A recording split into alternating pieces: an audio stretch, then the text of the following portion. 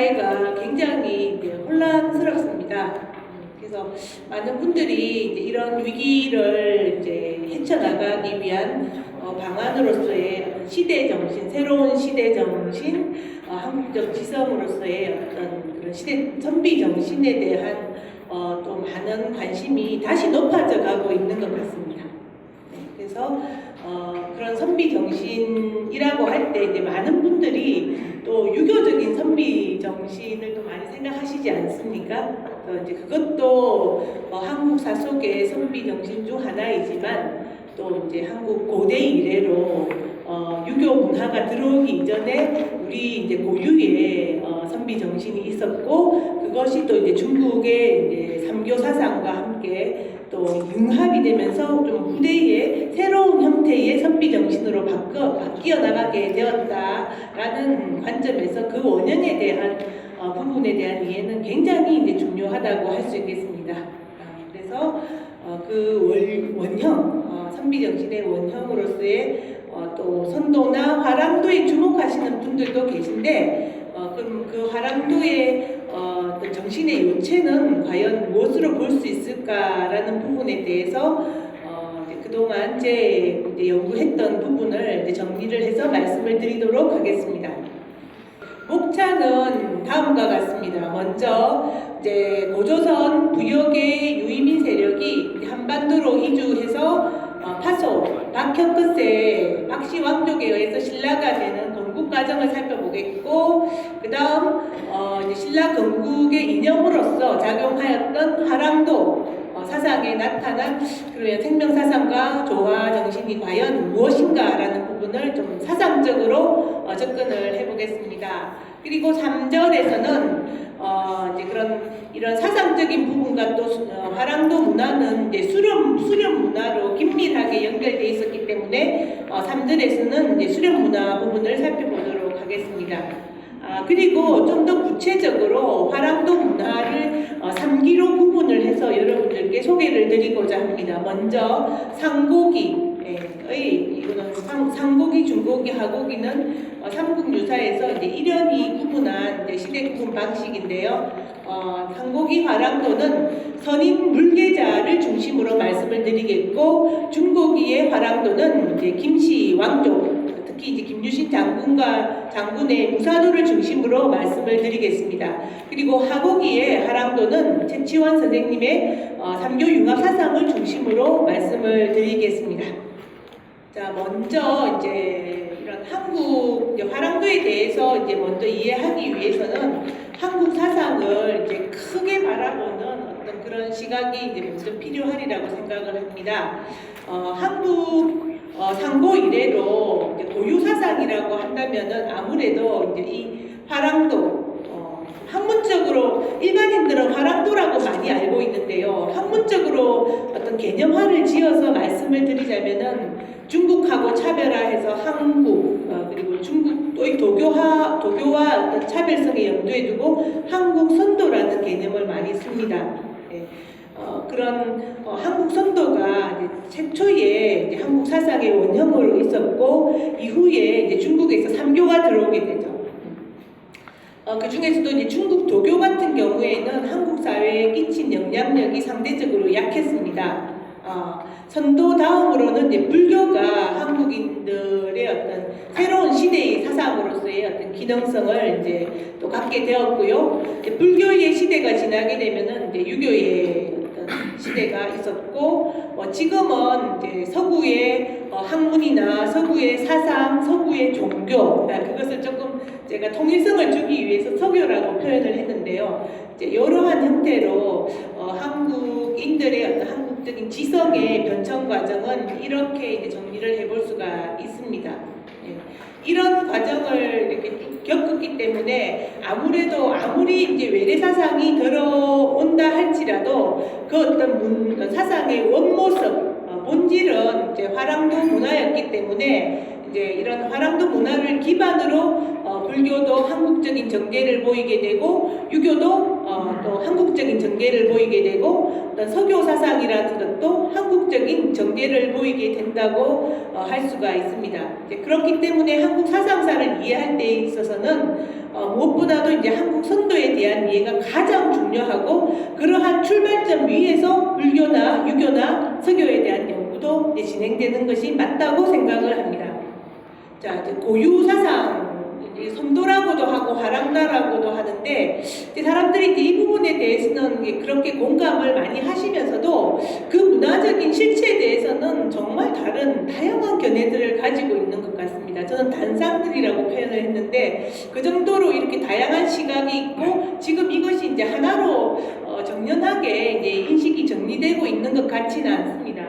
이제 뭐 일각에서는 우리 한국 선도는 이제 기철학이다. 천부경에 나오는 한사상이다 또는 뭐 홍익사상이다라고 이야기하기도 하고 또 이제 어떤 분들은 제천문화다 그래서 천인하빌, 신인하빌, 인대천 뭐 이런 계통이다 또 어떤 분들은 그거는 뭐 종교 아니겠는가라고 말씀을 하시고 하느님, 천신, 마고신앙, 삼신신앙이다 북두칠성신앙이다 내지는 뭐 태양이나 일월신앙이다라고 말씀하시는 분들도 계시고 또 어떤 분들은 이거는 선도수련 문화이다 라고도 말씀을 하시고 선도수련 문화와 관련해서 이거는 무사도다 라고 말씀하시는 분도 있고 또는 이런 풍류문화다 그래서 이제 악기, 뭐 엄주, 가무 이런 부분하고 연결시키는 분들도 있습니다.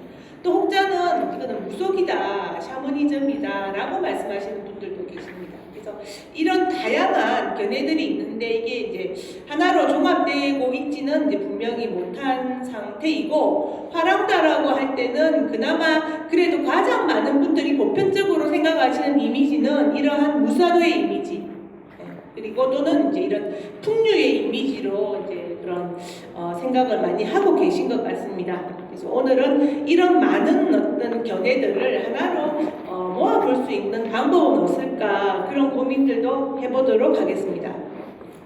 자, 먼저 제1절입니다. 당군조선 부역의 유민 세력이 신라를 건국하게 되는 과정에 대해서 살펴보도록 하겠습니다. 당군조선은 고조선은 만주에 있었죠. 네, 만주에 있었습니다. 그리고 한나라 중국에 이제 밀려서 한반도로 이주를 해오게 되는데요. 그래서 고조선 부역의 세력들이 한 기원전 3세기부터 AD 3세기, 기원 후 3세기까지 한 그 시기 동안 한 500년 동안 어떤 만주의 정변으로 인해 가지고 집중적으로 한반도 쪽으로 이제 밀려오게 되면서 이제 사만사해가 성립이 되고 있음을 이제 여러분들은 잘 알고 계시리라고 생각을 합니다. 그 중에서도 이제 경주 분지, 지금의 이제 경주 분지 쪽에서도 이제 기록에 삼국 사기 기록에 의하면은 조선 유민, 고조선의 유민들이 내려와서 이제 문화를 다시 그 이전부터도 물론 사람이 살고 있었겠지만 고조선의 유민들이 이제 내려와서 이제 문화를 바꿔 나가기 시작을 합니다. 그 중에서 여러분도 잘 아시는 육부 세력이 있었죠. 그 중에서도 이제 이 신라 사로국의 건국과 관련하여서 가장 주목되는 가문은 경주 이시 가문과 또 이제 경주 최씨 가문입니다.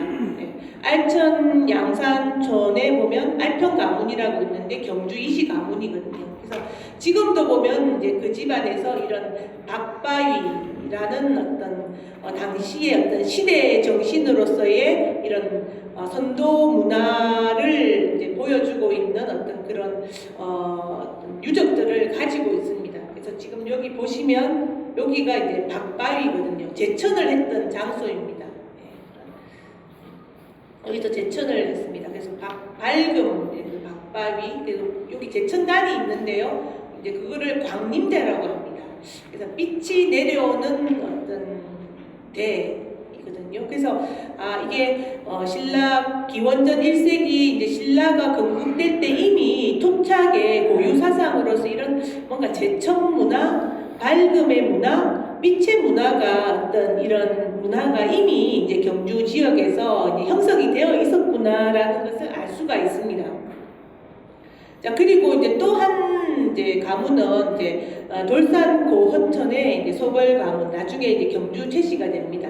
제가 왜 두 가문을 설정을 했느냐고 하면은 이제 알평 가문 가문에서는 박혁거세의 이제 왕비가 나오거든요. 아령 왕비. 그러니까 혼인 동맹을 하는 거죠. 그래서 당시에 이제 굉장히 유력한 시족 집단이었다라는 것을 알 수가 있고, 소벌 가문 같은 경우에는 박혁거세가 태어났을 때 이제 박혁거세를 가장 이제 지원을 해줍니다.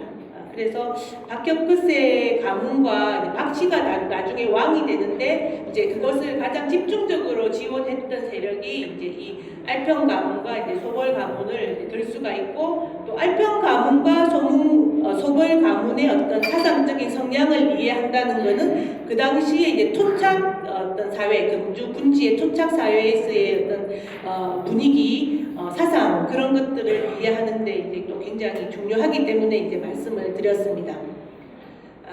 그런 뭐 소벌 가문이나 알평 가문도 이런 전통적인 어떤 지위를 유지하고 있었지만, 실제적으로 이제 신라 경주 군지 내에서 세력을 다 결합을 하여서 이제 사로국을 건국을 하게 되는 이제 주체는 역시 이제 고조선 부역, 이때는 이제 고조선이 망하고 이제 그 만주 쪽에는 부여가 있었거든요. 그래서 이제 부역의 이주 세력입니다.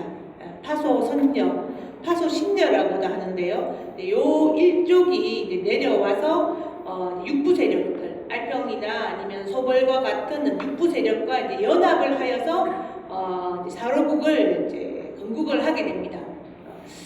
이제 보면 이제 보통 박혁거세를 많이 기억을 하는데요. 박혁거세의 어머니입니다. 예.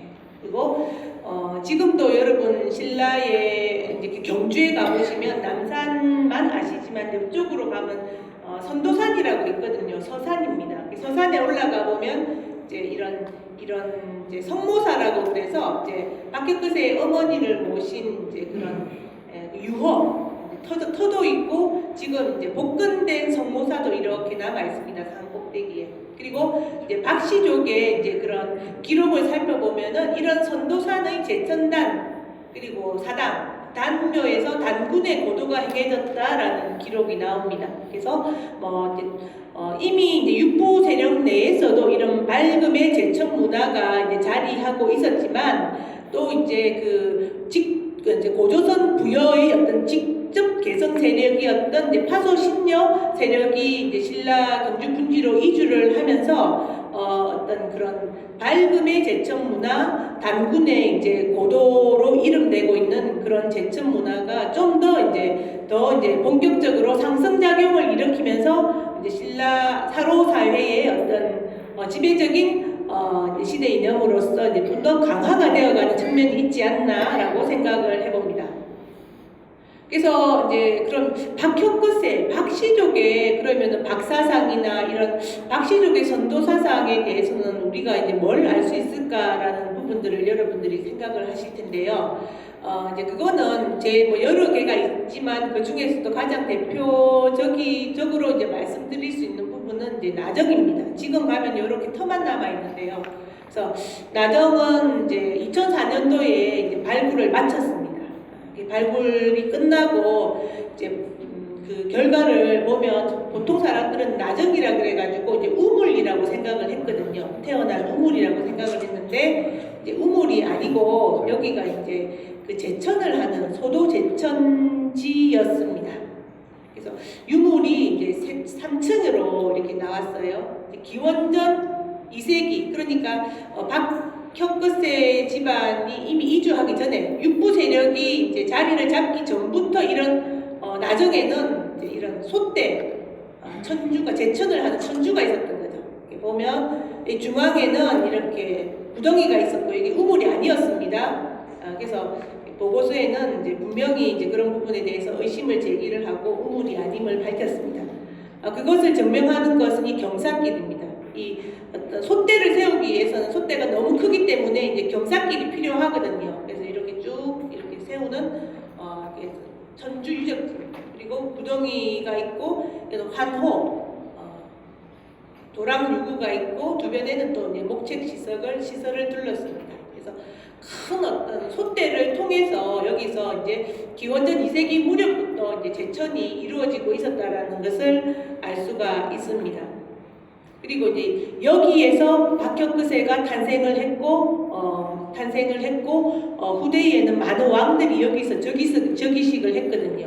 그래서 이제 그런 거를 보면은 박혁거세의 탄생처로 알려진 진 나정이 이제 제천을 하는 장소였다라고 한다면은 박혁거세의 어떤 사상이라는 것도 건국 이념이라는 것도 선도이다라는 것을 우리가 확인을 할 수가 있겠습니다. 그리고 그 천주가 이제 나중에 뽑히고 5세기 무렵 되면은 이제 소지왕이라고 있습니다. 김씨인데요. 소지왕 때 이제 원형의 이제 신궁이 만들어집니다. 근데 중심 자리는 여전히 그대로 있습니다. 이게 제천을 할 때는 솥대가 중요하지 않습니까? 그래서 이제 중심은 이렇게 그대로 보존이 돼 있고 여기에 이제 원형의 이제 건물을 올리는 거죠. 그래서 제천을 하는 신궁이 계속 이어지고 있었음을 알 수가 있습니다. 그리고 이제 7세기가 되면은 이제 신라가 통일을 하게 되거든요. 그래서 통일을 하게 되면서 이런 원형의 신궁은 좀 규모가 작기 때문에 좀 더 규모를 크게 확대를 합니다. 그래서 이제 팔각형의 신궁을 이제 통일을 이룬 당당한 어떤 이제 그런 왕조의 규모에 어울릴 정도의 어떤 그런 위상을 갖추어서 팔각형 신궁을 이렇게 했습니다. 그래서 나정은 이제 신라 초기 이제 신라의 건국 이념이 선도였고 신라 이제 전기 신라 후기 신라에 이르기까지 신라의 입국 이념이자 통치 이념이 선도였음을 그리고 이제 가장 잘 보여주는 이제 중요한 유적지이고 국가 신궁터입니다. 그래서 이런 나정의 이제 유적을 통해서 박씨 왕족의 어떤 선도적인 성향에 대해서 우리가 확인을 할 수가 있습니다. 자, 요거는 이제 경주시에서 이렇게 이제 이런 복원 예상 모형들을 이렇게 그렸습니다. 그려낸 것이고 뭐 지금 당장은 모르겠지만 향후는 이제 이렇게 복원을 할 계획이라고 합니다. 자, 다음으로 그러면 이러한 이제 박씨족들이 박씨 왕족이 주도했던 선도 또는 화랑도 이념에 나타난 이제 그러면 제천이 과연 무엇을 위한 것인가? 제천의 의미에 대해서 살펴보도록 하겠습니다. 예, 지금 이제 아무래도 제천 문화는 이제 이게 고조선 문화이고 또 고조선 이전부터 있어온 우리 민족 사회 시작과 함께 있어온 문화잖아요. 이제 그러다 보니까 지금 이제 고조선사 연구가 시기가 계속 올라가고 있지 않습니까? 그리고 뭐 고조선사뿐만이 아니라 이런 요소지역, 요하문명론으로 이야기되는 그 지역에서 가면은 단군조선 이전에 이제 기원전 7000년부터 이제 역사가 확인이 되고 있거든요. 그리고 거기서 제천 유적들, 나정의 원류가 되는 제천 유적들이 나오고 있기 때문에 이제 뭐 그런 제천 문화, 이제 박씨족이 행하였던 제천 문화를 이해하기 위해서는 그 시기를 요하문명에 대한 시기적으로도 그렇고 지역적으로도 중국의 이제 요소 지역까지 확장을 시켜서 볼 필요가 있습니다. 위치를 제가 간단하게 이렇게 보여드렸습니다. 예, 거기에 그 이제 요소 지역에 가보면요, 여기에 이제 한 기원전 4000년 홍산문화 때 나온 이 암각화거든요. 그래서 이런 문양인데 이런 이렇게 소용돌이 문양이 나오고요, 중앙에 이제 십자가. 극십극등기 지역에서 나온 암각화입니다. 이런 문양이 있고 또 거기에서 이제 이런 북두칠성이 이미 이제 BC 4000년경에 발견이 되어서 이제 중국 학계가 연구를 하고 있습니다. 이거는 이제 홍산문화 중국 요소 지역에서 등장한 최초의 어떤 제천과 관련된 기문양이고 북두칠성 이제 그런 문양입니다. 요거는 한반도의 이제 함경도 지역에서 남아있는 신석기 시대 때의 어떤 이런 기문양, 요거는 이제 울산에 남아있는 이런 형태의 좀 추상적인 이제 그런 문양, 기문양하고 연결이 될 수 있겠죠. 그리고 요거는 함안 도항리에 있는 이제 발견된 이제 기문양입니다. 그래서 요런 형태들이 이제 뭐 중국 쪽이나 만주 쪽이나 우리 한반도 일대에 이제 고대의 이런 기문양들이 굉장히 많이 나타나고 이것과 함께 제천단이 나타나기 시작을 하거든요. 그래서 중국 지역에서 제천단이 최초로 등장하는 것은 기원전 6000년이에요, 무려. 그때 이미 제천단이 등장을 하고 있습니다. 그래서 이런 문양도 BC 4000년 정도까지 시기가 올라가지만 더 올라가는 이런 문양도 나올 수 있다라는 그 말씀을 드리겠습니다. 그래서 이런 것들을 보면은 우리 고대에 이제 한국인들 동아시아사이죠. 한국사가 아니라 이제 그 당시에 이제 그런 많은 사람들이 이제 우주의 근본에 대해서 이제 많은 고민을 하고 그런 문양들을 통해서 이제 이런 흔적들을 남겼다라는 것을 알 수가 있습니다. 우리 민족 종교나 또 많은 선도와 관련된 경전들에서는 이런 이제 유물 유적들에 대한 나름의 이론을 이제 정리를 하고 그런 것들을 보여주고 있습니다. 예, 그래서 이런 문양들을 과연 어떻게 해석할 것인가라는 부분, 선도의 어떤 자료를 통해서 이런 문양들을 정리를 해볼 수가 있겠습니다. 이제 이거는 기철학으로 푸는 게 이제 맞다고 보여집니다. 그래서 이거는 어떤 우주의 근원적인 생명력이자 어떤 제천의 대상으로서의 우주의 큰 기운, 일기로 이제 설명을 할 수가 있겠고요. 그것을 천부경에서는 한으로 표현을 했습니다.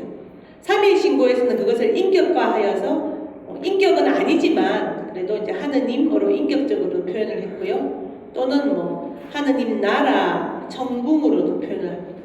그리고 위치적으로는 이제 우주에서 북두칠성 건박, 북두칠성에 대한 어떤 그런 많은 이제 그런 기록들이 남게 됩니다. 또 그리고 부도지라는 선도서에 보면은 천부로도 표현을 하고 있고요. 또는 한편으로는 또 다른 이제 이런 모든 생명이 시작되는 어떤 그런 근원이기 때문에 창조의 근원이기 때문에 여성으로 표현을 합니다. 어머니로 표현을 하죠.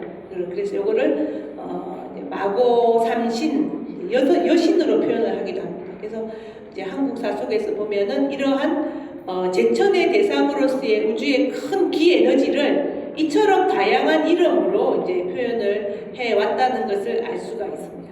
이런 이제 선도의 이제 기철학을 이제 좀 살펴보겠습니다. 이제 선도에서는 이런 일기가 세 개의 차원을 가지고 있다라고 이야기를 합니다. 이제 그것을 이제 일기가 가지고 있는 세 차원, 일기, 삼기라고도 이제 개념화할 수가 있겠는데요. 예, 그런 기는 이제 천부경에서 보면은 일이 곧 천인지 삼원으로 이루어져 있다라고 이제 표현을 했습니다. 지금 이제 그거를 과학적으로 풀어보자면은 천은 빛이요, 이는 소리고, 그리고 파동으로 과학적으로 풀어볼 수가 있습니다. 기에너지의 3대 요소를 이렇게 표현을 한 거죠. 그리고 이제 부도지라는 책에서 선도서인데요, 보면 이거를 허달성, 마고성, 또 실달성 이렇게 표현을 하기도 합니다. 그래서 이런 기에너지의 3대 요소에 대해서 이제 많은 자료들이 좀 다르게 다양한 형식으로 이제 표현을 해내고 있습니다. 그래서 우리 한민족의 이제 어떤 제천의 가장 대표적인 상징적인 문양, 이자 이제 한민족의 어떤 사상을 상징하는 문양으로 이렇게 삼태극을 들 수가 있습니다.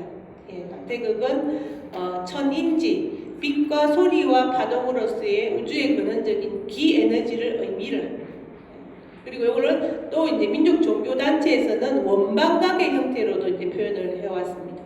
또는 이거를 삼조고의 형태로 이제 좀 상징적으로 이제 은유적으로 표현을 할 수도 있습니다. 그래서 요거를 또 인격화를 하면은 일기삼기인데 삼신 하느님, 하느님 삼신 또는 이제 이걸 여신으로 표현해서 어머니 신이라 그래서 마고 삼신으로도 이제 표현을 해왔습니다.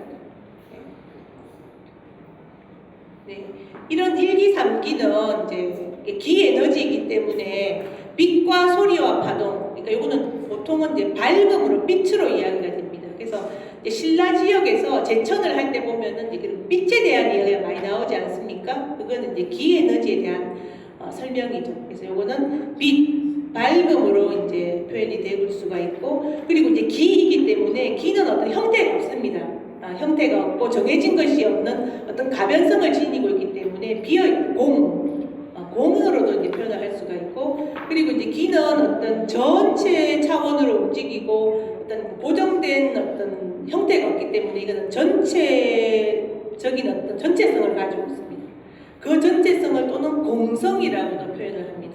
그래서 이런 기 에너지의 속성을 좀 더 이제 인간적으로 인간도 역시 기이잖아요. 그래서 이제 인간도 역시 기인데 이제 그런 기의 펼쳐짐, 사람의 모든 활동이 기인데 어떤 이런 기 에너지가 어떤 인간 사회에서 펼쳐지는 방식은 조화나 홍익으로 이제 표현이 될 수가 있다는 거죠.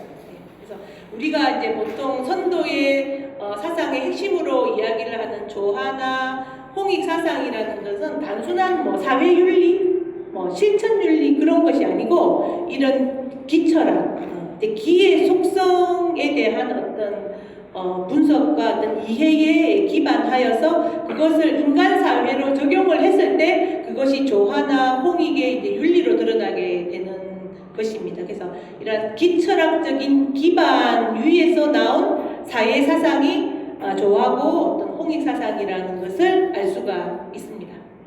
자, 그리고 이제 또 이제 많은 이제 선도의 기철학을 정리를 해보면은 이런 생명의 기가 이렇게 쭉 펼쳐져서 공기와 불과 물과 흙으로 이루어진 이런 물질 세계, 현상 세계를 이게 보이지 않는 기의 세계고 여기는 물질 세계거든요. 이렇게 만든다고 이해를 합니다. 그래서 이거는 삼원, 그거는 끝까지 합하면 오행이죠. 그래서 이거는 삼원오행론으로 개념화될 수가 있습니다. 그래서 이것이 의미하는 바는 그림이 좀 복잡해 보이지만 사실은 의미하는 바는 보이지 않는 어떤 존재의 본질로서의 기, 이런 또 빛이 이제 눈에 보이는 물질 세계, 현상 세계를 만든다라는 그런 의미를 갖고 있습니다. 그래서 이거는 불교에서 이야기하는 일의 세계, 일즉다, 다즉일 그렇게 쓰잖아요. 불교로는. 그래서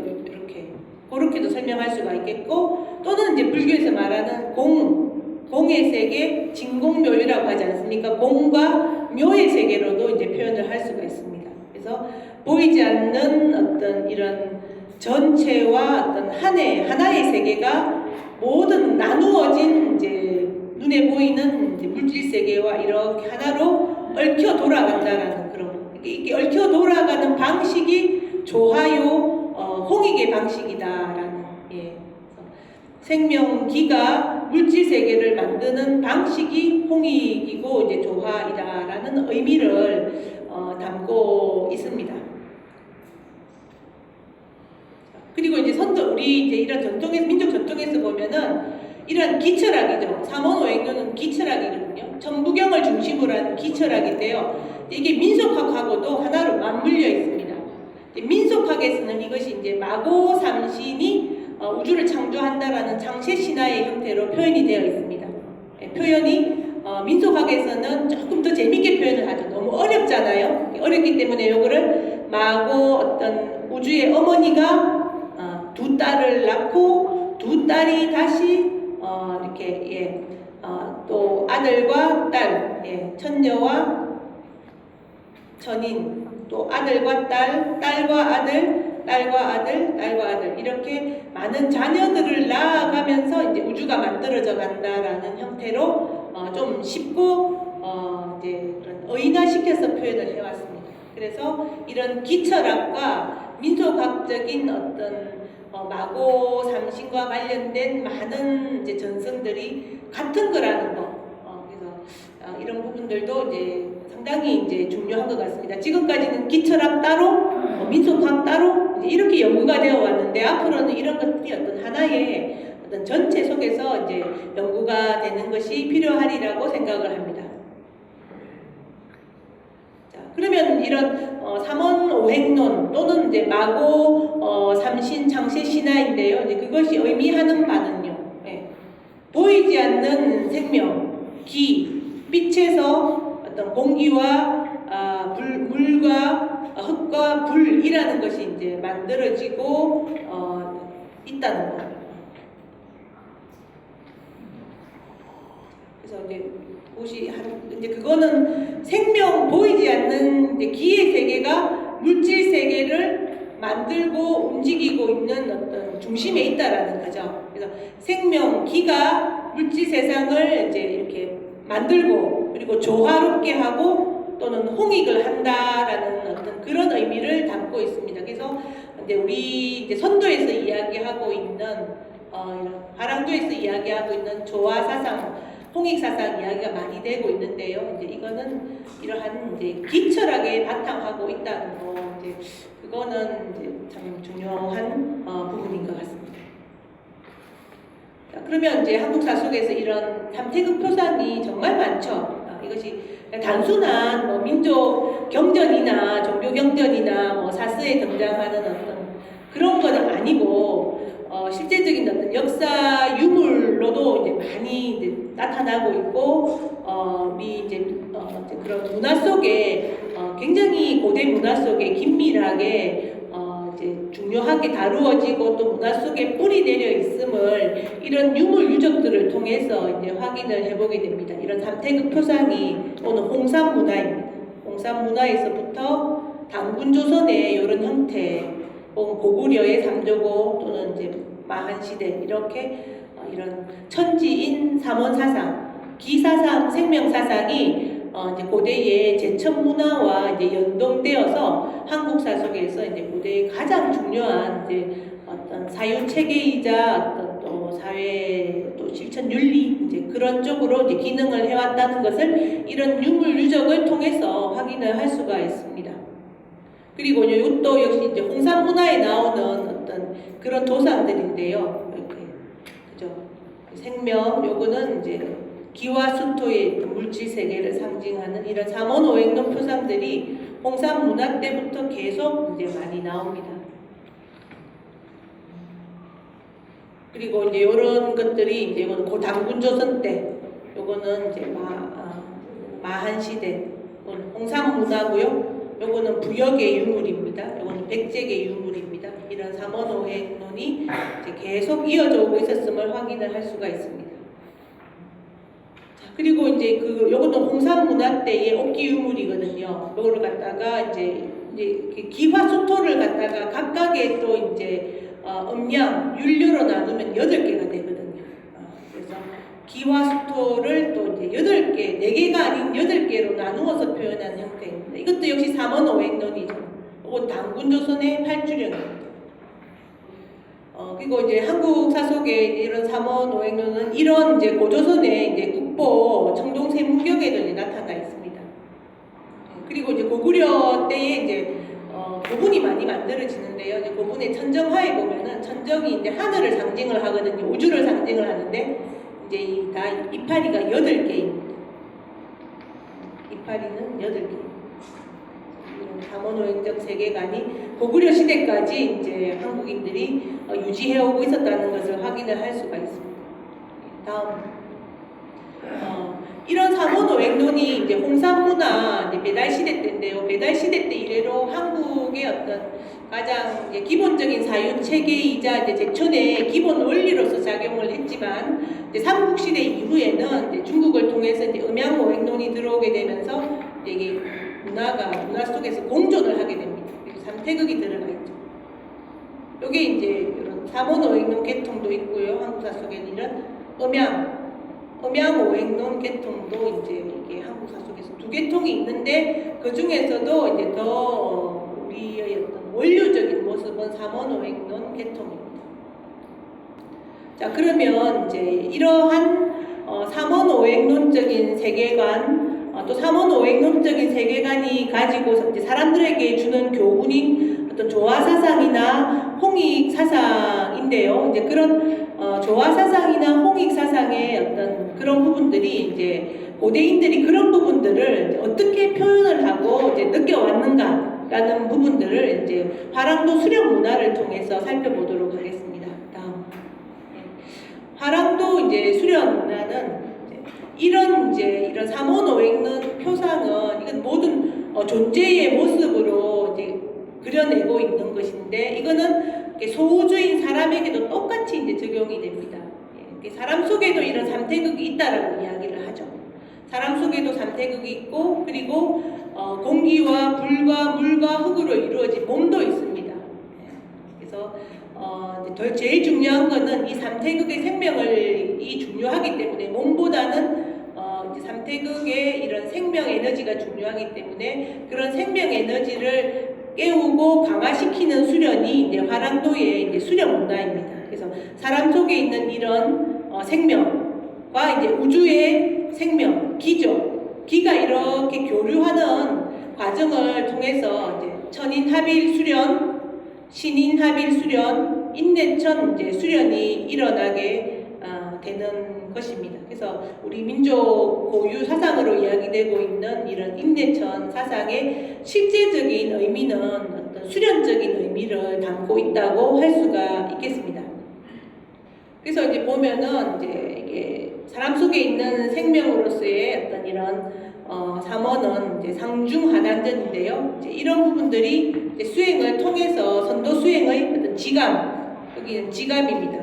감정을 거치고 그리고 이제 중단전으로는 호흡을 고르고 그리고 하단전으로는 어떤 모든 어떤 감각을 끊는 금촉 수련을 통해서 어떤 이건 의식적인 변화, 지혜로워지는 의식적인 변화가 생겨나게 되고 마음의 어떤 변화, 마음의 변화가 생겨나게 되는 거고 그리고 이제 몸의 변화를 이제 깨우게 되는 것입니다. 그래서 이런 상단전의 지감, 중단전의 조식 그리고 이제 하단전의 금촉 수행을 통해서 사람 속의 생명력이 깨어나게 되는 이제 그 수련이 바로 화랑도 수련의 이제 가장 중요한 핵심입니다. 그러면은 이런 화랑도의 수련 문화, 상중 하단전을 깨우는 수련 문화는 우리는 뭐 보통 신라의 화랑들은 수련을 한 걸로 이제 알고 있지만 그 고대 유물이나 유물 속에 등장하는 이런 수련은 언제부터 시작이 되었는지 여러분 참 궁금하시지 않습니까? 네.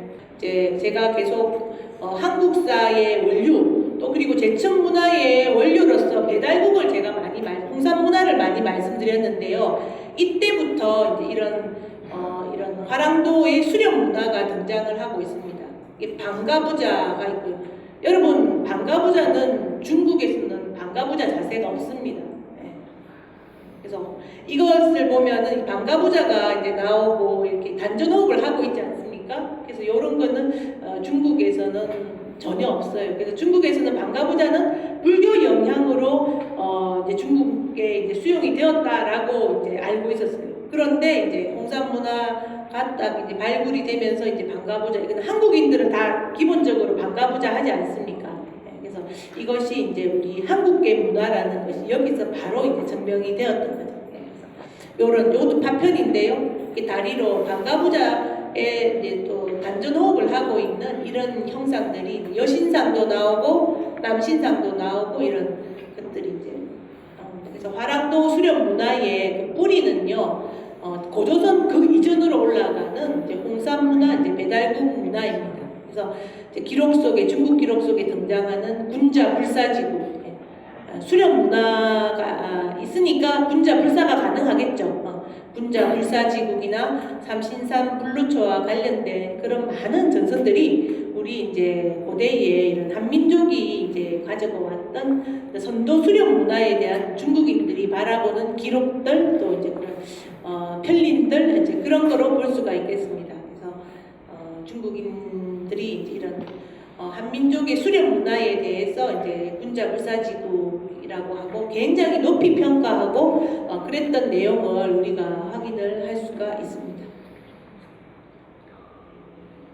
그리고 이제 그러면 이게 용산 문화에 보면요, 이게 제천단이 있거든요. 제천단도 있고 무덤도 나오는데 전부 다 이 무덤도 제천단의 기능을 겸했어요. 그래서 단, 총 요게 전부 다 제단입니다.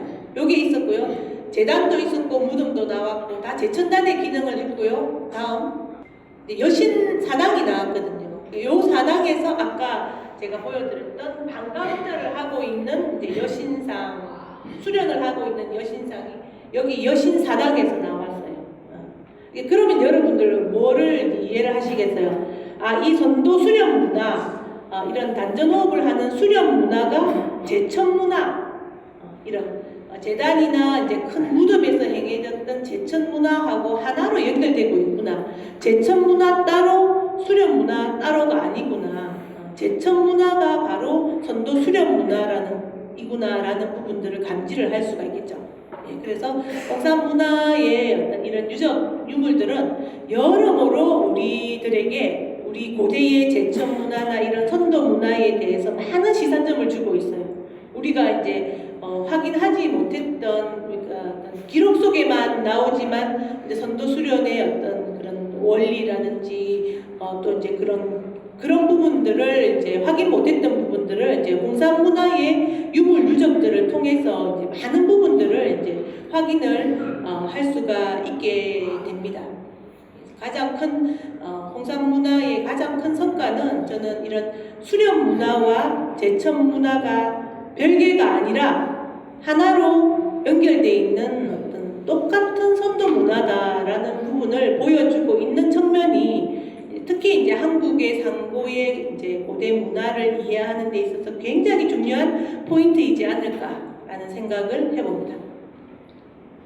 자, 그리고 이제 이런 선도 수련 문화는 이제 중국에서는 제가 방가부자나 이런 단전호흡 자세가 안 나온다고 말씀을 드렸죠. 물론 후대에는 중국에 도교가 이제 만들어지면서 그런 것이 나오지만은 아무래도 이런 선도 수련 문화는 이제 중국도 이제 그 원료를 삼신산이 있는 이 이제 동이족의 땅으로 이제 기록을 하고 있지 않습니까? 그래서 이제 한민족 한반도 지역이 이런 선도 수련 문화의 어떤 중심지였습니다. 그래서 지금까지도 이런 수련 문화가 이제 계속 이어지고 있음을 우리는 잘 알고 있습니다.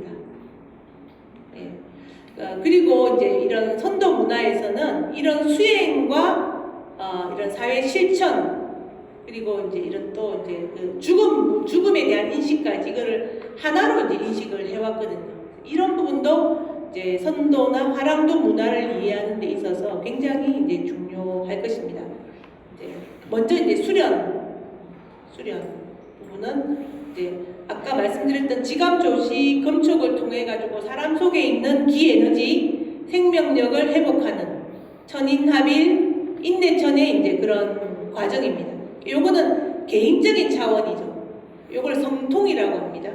근데 이제 사람은 또 이제 사회적인 동물이고 이제 전체적인 어떤 이제 기에너지적인 측면에서는 또 이제 개인은 또 전체이기도 하기 때문에 개체와 전체를 하나로 보기 때문에 이제 사회적인 실천을 굉장히 중요시 여기죠. 그 실천을 이제 그 공안이라고 합니다. 그래서 이제 개체의 회복된 생명력을 전 사회로 펼치는 것. 네. 그래서 이제 그거를 조화 홍익이라고 제가 말씀을 드렸죠. 홍익인간 또는 홍익사상 또는 조화사상이죠. 그래서 이거는 이제 실천과 관련되어 있습니다. 그래서 여러분들 화랑들도 보면은 수련도 열심히 했지만 이제 수련만 하는 게 아니라 이제 그런 수련을 통해서 이제 나라를 위해서 이제 전쟁에도 나아가고 또 이제 재상이 되기도 하고 굉장히 이제 실천을 많이 하지 않았습니까? 근데 그것이 이런 선도 문화의 이런 성통 수행과 실천을 하나로 보는 이제 그런 전통에서 이제 이런 부분이 있다는 것을 알 수가 있습니다. 그리고 이제 그런 이제 실천을 다 하고 나면은 이제 그 생명력을 펼치고 나면은 생명이 이제 시작되었던 우주의 어떤 이제 한 지점, 1기, 3기가 시작되었던 한 지점으로 회귀한다라는 생각을 해왔습니다. 그래서 이거를 조천사상이라고 합니다.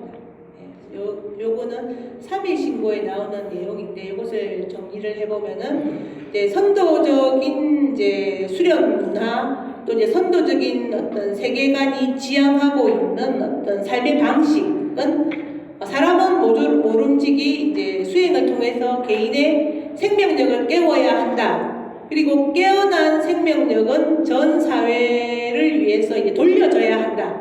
실천으로 이제 전 사회로 환원이 되어야 하고 그리고 이제 그렇게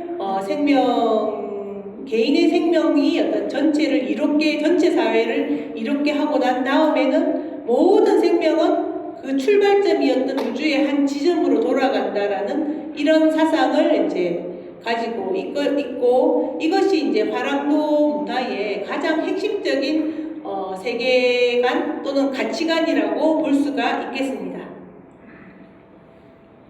네.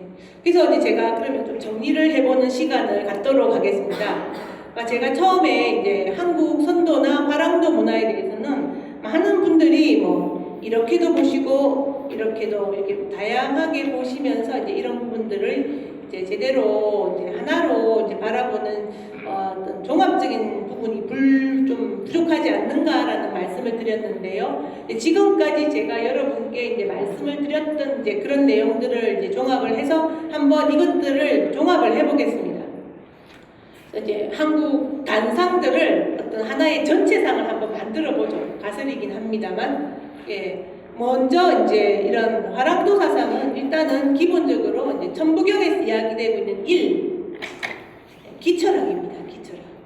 기철학이면서 이제 개인과 전체를 하나로 보는 이제 홍익 사상이죠. 요렇지만 또 그 문화 속에는 이제 하늘과 사람을 하나로 보기 때문에 이런 제천 문화가 중요하게 이제 깔려 있다라는 거죠. 그래서 이런 부분들과 연동이 되어 있고, 다시 이제 이게 이런 철학이지만 또는 종교의 형태로 나타날 수도 있죠. 그래서 그러다 보면은 요거는 이제 민족 종교가 되는 거고, 이제 종교적인 요소, 하느님 신앙이나 천신 신앙이나 삼신 신앙이나 북두칠성과 같은 종교적인 모습으로도 비추어질 수가 있어요. 그래서 이런 요소도 가능하다.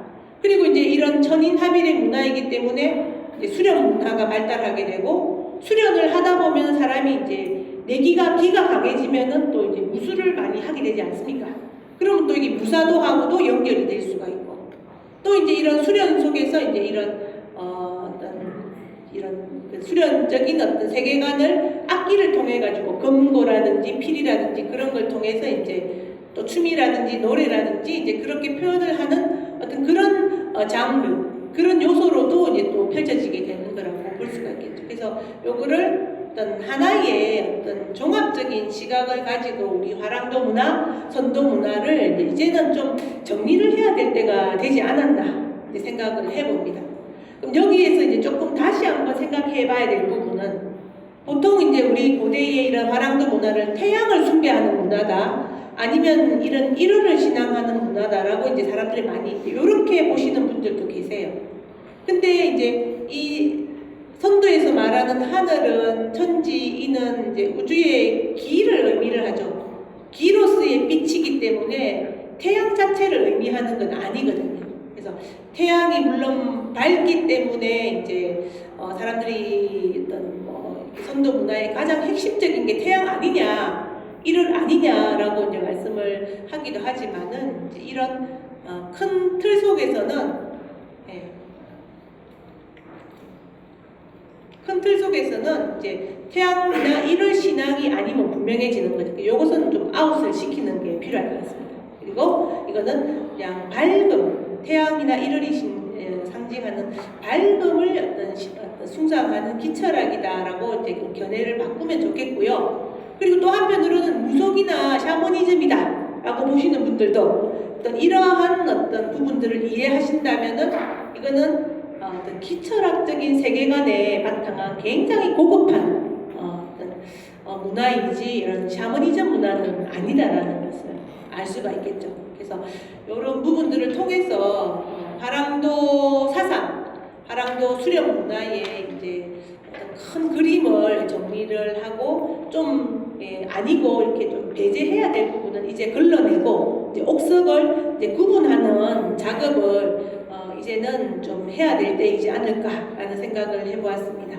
다음, 제가 이제 화랑도 사상에 대해서 이제 생명, 기사상 또는 이제 홍익이나 조합의 어떤 사회 실천 윤리로서 이제 그런 부분들을 살펴보았는데, 이제 그러면 구체적으로 신라 시대 때 사례를 들어보면 더 좋지 않겠습니까? 신라 시대 때 많은 화랑들을 우리가 알고 있거든요. 선인들도 많이 알고 있고, 그러면 그런 분들이 이런 사상과 어떤 홍익 사상이나 아니면은 이런 생명의 어떤 기수련 문화 이런 것들을 어떻게 이제 펼치고 그랬는지 구체적인 삶 속에서 그런 부분들을 확인해낼 수가 있다면은 좀 더 이런 것들이 처음에 이제 말씀드린 거는 굉장히 사변적이잖아요. 좀 어렵기도 하고. 근데 이제 삶을 통해서 진짜 이런 식으로 어떤 살아갔던 사람들이 있었구나라는 것을 확인을 하는 것은 참 이제 뭔가 이런 이야기들을 좀 구체화시키고 좀 구체화시킬 수 있는 좋은 방법이 될 것 같습니다. 그래서 이제 먼저 상고기 때의 대표적인 화랑으로서 이제 물계자 화랑, 물계자 선인의 사례를 이제 들어보고자 합니다. 예. 이제 그 사서 물계자나 백결 선생에 대해서 이제 사서들에 많은 게 기록이 남아 있는데, 근데 이제 사서들마다 시각 차이가 좀 있습니다. 이제 선도서들이죠. 청학집, 해동이적, 화랑외사와 같은 이런 선도서들에서는 뭐 김유신이라든지 우리가 알고 있는 사다함이라든지 관창이라든지 그런 사람은 별로 안 중요해요. 훨씬 더 중요하고 가장 이제 중요한 신라 선도의 핵심적인 인물로서 이제 이 물계자 이제 백결 선생을 들고 있거든요. 신라 최고의 성가로서. 근데 이제 우리가 이런 것들을 교과서에서 배운 적은 별로 없죠, 그죠? 이런 비서들이나 이런 방해 지인들이 썼던 이런 글 속에 이제 이런 것들이 남아 있습니다. 근데 삼국 유사나 사기는 우리가 익숙한 거는 사기하고 유사잖아요. 사기하고 이제 유사에도 이런 물계자는 굉장히 중요한 인물이에요. 신라 시대 때에 이제 열전 사기나 유사에 열전을 남기고 있는 경우는 별로 없거든요. 근데 이제 물계자는 2세기 말 3세기 초 아주 신라 초기 인물인데도 그 기록이 일실이 되지 않고 삼국 유사 사기에도 이제 별도의 열전을 가지고 있을 정도면은 정말 비중이 있는 인물이었거든요. 그래서 이제 물계자 열전이 남아 있습니다. 근데 이제 대체로 어떻게 해서 들이대 있냐면은 언일지사, 몸을 굉장히 깨끗이 한 언일지사로서만 이제 이야기가 되고 있고, 그리고 또 삼국유사나 사기에 보면은 이제 백결 선생에 대한 이야기도 많이 나오죠. 근데 그냥 검은고의 명인, 이제 그 정도만 나오죠. 그래서 어떻게 보면은 굉장히 어떤 한 부분적인 면모만 이렇게 보여주고 있는 것 같은데, 이제 이런 선도서들에서는 이제 성가로 그 이미지를 이제 그림을 이제 그려내고 있다라는 거. 그래서 신라 상고기 때의 어떤 대표적인 화랑으로서 이제 물계자를 이제 잡아보았습니다. 자, 이제 박씨족 이제 파사왕계 계보를 살펴보도록 하겠습니다. 박씨 5대왕 파사 이사금이 있습니다. 6대왕으로는 이제 여러분 지마 이사금이 있죠. 그리고 이제 그 다음에 이제 한 계보가 갈라져 나가가지고 지위는 갈문왕으로서 이비 갈문왕이 있습니다. 다시 이제 갈문왕, 아도 갈문왕이 있는데, 요 계통에서 이제 전부 선인들이 나오거든요. 이 사람들이 다 도호를 가지고 있어요. 참치선인. 여러분 참치선인 많이 들어보셨죠? 조금 이제 신라사에 관심 있는 분들은 요거 사기 유사 같은 데도 이름이 나오는 굉장히 유명한 선인입니다. 7점산에서 이제 주로 살았기 때문에 7점 선인이라고도 하고요. 검은고를 굉장히 잘 탔기 때문에 검선이라고도 합니다. 요렇게 이어지게 되고, 다시 이제 그 후에 이제 직함은 관직은 파진찬, 이름은 물품, 도호는 물계자, 이런 인물로 이어지게 되고, 중간에는 시기가 뭐 안 맞아가지고 약간 이제 결실이 있었던 걸로 이제 추정을 해봅니다. 시기상으로. 박대상 이게 2세기 말 3세기고 여기는 이제 5세기거든요. 그래서 이제 좀 시기가 안 맞죠. 박대상이 나옵니다. 그리고 이제 박대상의 아들로서 박문양 백결 선생이 나오죠. 그래서 백결 선생은 이렇게 이제 많은 사서들을 자료들을 종합해 보면은 가문과 계보가 그려져요. 그것도 물계자하고 이제 물계자의 직계 가계로. 그래서 많은 선도서들에서 가장 핵심적인 선가로서 이야기하는 물계자, 그리고 백결 선생. 또 한편으로 이제 선인적인 선가로서의 어떤 모습을 보여주고 있는 아도 갈문왕 참치선인이나 박대상이 이제 이 가문에서 이제 집중적으로 나오고 있다라는 거죠. 그래서 이런 부분들을 보면은 우리가 이제 화랑하면은 보통 이제 그 중고기 때 이제 법봉왕 진흥왕 때 이제 만들어진 그 화랑도만 알고 있는데, 근데 그 화랑도가 없다가 아무것도 없는 상태에서 갑자기 법봉왕이 화랑도 딱 만들자 그래서 쫙 만들어지지는 않았을 거잖아요.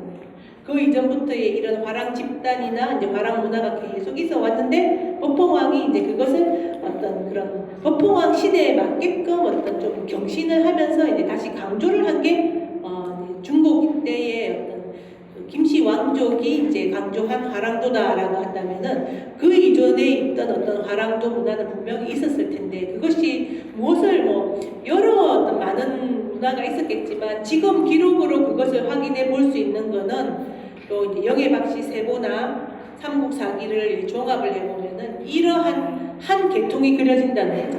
그래서 이거를 신라 초기에 화랑도 문화를 보여주는 어떤 대표적인 어떤 사례로서 이제 제시를 해보았습니다. 앞으로도 더 많은 자료가 나오면은 이것 말고도 신라 초기에 화랑도를 이제 보여줄 수 있는 많은 이제 부분들이 있지 않을까 생각을 합니다.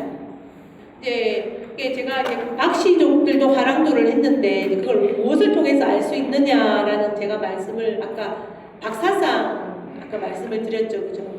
박혁거세는 당시에 제가 말씀드렸지만 이제 아까 파소 신녀 어머니 파소 신녀가 이제 이런 고조선의 이제 그런 당군 고도였던 박사상을 전수를 했고 이제 그것을 물려받았고 그래서 이제 박혁거세의 어떤 탄생과 관련된 이제 기록이 삼국유사사기에도 보면은 전부 다 이제 빛으로 이렇게 다 이야기되고 있죠. 전부 다 빛이 내려와서 이제 그 빛이 알을 비추어가지고 이제 깨고 알을 깨고 박혁거세가 나왔는데 몸에서는 항상 그 빛이 나고 또 이제 그래서 이름도 밝음에서 성도 박씨로 짓고 그다음에 혁거세 이름도 밝음으로 세상에 거하다 혁거세 그래서 이제 밝음 성도 밝음이고 이름도 밝음 그리고 통치 이념도 광명이세 밝음으로서 세상을 다스린다라는 이제 그런 게 있지 않습니까? 그래서 이게 박씨들이 이런 화랑도의 어떤 이런 박사상을 했구나라는 것을 알 수가 있고요. 그리고 또 하나는 이제 또 우리가 또 이제 초기 화랑도를 이해할 때 중요한 부분은 이런 화백제도입니다. 그래서 신라는 다른 나라와 달리 이제 박석김의 어떤 삼성 교립이 있었잖아요. 그래서 이게 이제 그냥 일반적인 이제 문화에서 삼성이 평화롭게 이제 정권을 이렇게 교체를 한다는 것은 굉장히 어렵죠. 그래서 선도의 어떤 조화 사상이나 홍익 사상에 기반해서 어떤 전체의 어떤 문화가 어떤 수준이 높이 올라갔을 때 이런 삼성 교립 제도도 이제 이루어지게 된다는 거죠. 그래서 그런 것들을 하게 된 기반으로서의 화백제도가 있었고 화백제도는 선도의 어떤 조화나 홍익사상에 기반한 정치제도, 정치 운영 원리로서 이제 해석을 해볼 수가 있겠습니다. 이름도 그렇습니다. 조화지 않습니까? 조화. 백은 뭐예요? 밝음이거든요. 밝음을 한자로 또 표기하면 백으로 표현하는 경우가 많아요. 밝음으로 조화를 이룬다. 그게 화백제도거든요. 네, 그래서 그는 이제 박씨 왕족의 어떤 화랑도 사상하에서 나왔던 정치제도가 중요한 정치제도의 하나가 화백제도다라는 것을 알 수가 있습니다. 그래서 이런 것들을 통해서 우리가 신라 초기에 화랑도의 어떤 큰 틀을 가늠을 해보게 되는 거죠. 그리고 또 이제 기록에 의하면은 석씨가 이제 왕을 하게 되지 교립을 하게 되면서 박씨족들이 조금 밀리게 됩니다.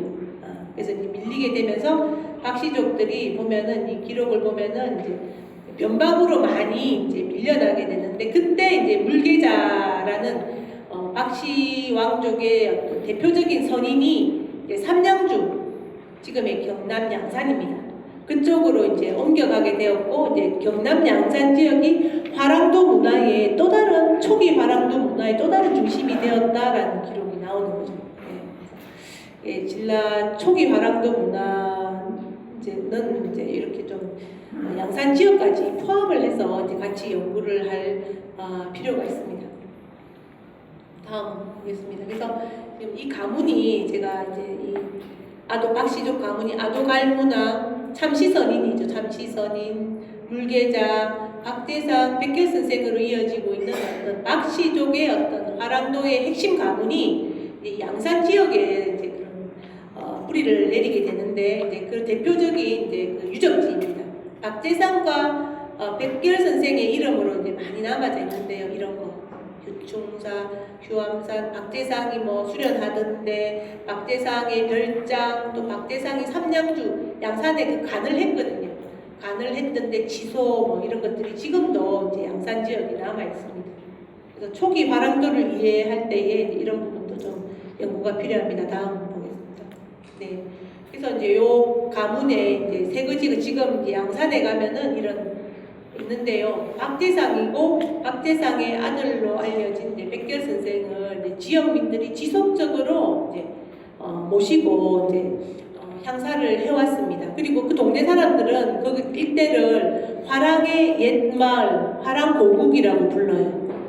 그리고 이제 그래서 이제 뭐 참시선인이나 이제 물계자에 대한 이야기는 이제 일실이 되고 지금은 박대상이나 백결 선생 중심으로 이렇게 지역에서 이제 이런 문화가 자, 그래서 이제 보면은 이제 화랑고국으로 알려진 가면 지금 요렇게 양산에서 이렇게 화랑의 고장으로 지금 다시 이제 이 일대를 크게 이제 정비를 하고 있는 모습을 볼 수가 있고 이제 이런 부분들이 좀 잘 되면 우리가 좀 잘 몰랐던 초기 화랑도의 모습들을 우리가 또 이제 공부도 하고 알 수 있게 될 것 같아서 굉장히 의미가 있으리라 생각을 합니다. 그러니까 실제로 이제 여기가 이제 박씨족들이 왜 이쪽으로 내려가서 화랑도를 그쪽에서 이제 연발을 했냐면은 거기가 양산 지역이 이제 그때는 가야가 굉장히 신라로서는 큰 적이었거든요. 김해 금강가야하고 딱 붙어 있지 않습니까? 낙동강을 사이에 두고. 그래서 이제 그 일대에 가보면은 이제 박씨족들이 이제 많이 그 기반을 닦고 또 이제 가야와의 어떤 전쟁터였기 때문에 여기 이제 귀족들이 신라 귀족들이 많이 내려가서 살았어요. 그래서 참 이렇게 드물게 고분군이 남아 있습니다. 왕성도 아닌데 이제 고분이 이렇게 남아 있는 경우는 양산밖에 없죠. 그리고 이런 발굴을 했을 때 신라 이제 경주에 못지않는 많은 어떤 고급한 신라 귀족들이 했을 것 같은 어떤 그런 많은 유적들이 발견이 되었습니다.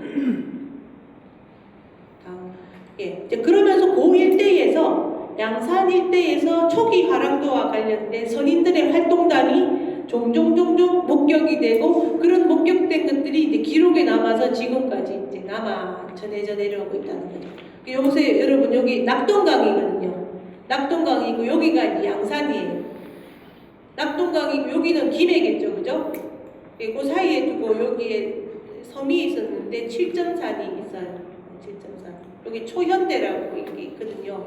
이게 2세기 정도죠. 그때 초기, 그러니까 신라 초기에 가야 지역에 김해 금강가야의 거등왕하고 양산 지역에 있던 어떤 참시선인 칠점산에서 살아가지고 칠점선인이라고도 하고 금문고를 잘 뜯어서 이제 금선이라고 합니다.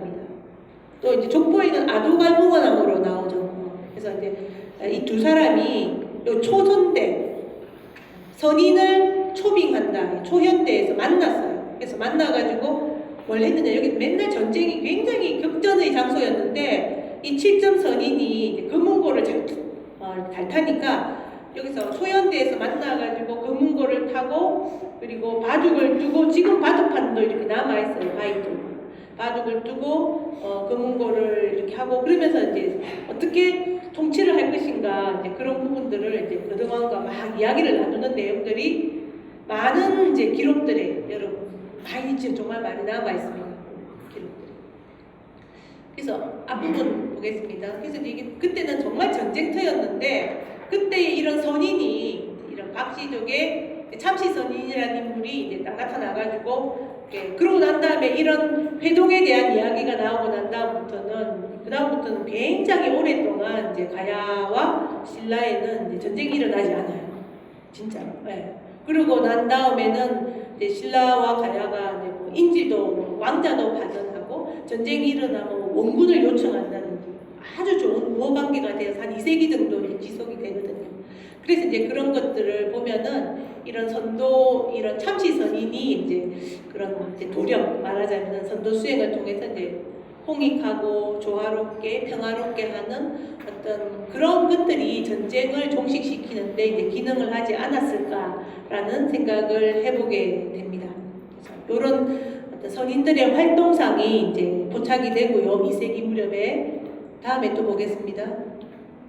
자, 그리고 이제 또 3세기가 되면은요, 이제 그 가야 지역에서 반란이 일어나요. 토상팔국의 난이라고 이제 난이 일어나는데 이제 그때 사이가 좋아졌다라고 제가 말씀을 드렸잖아요.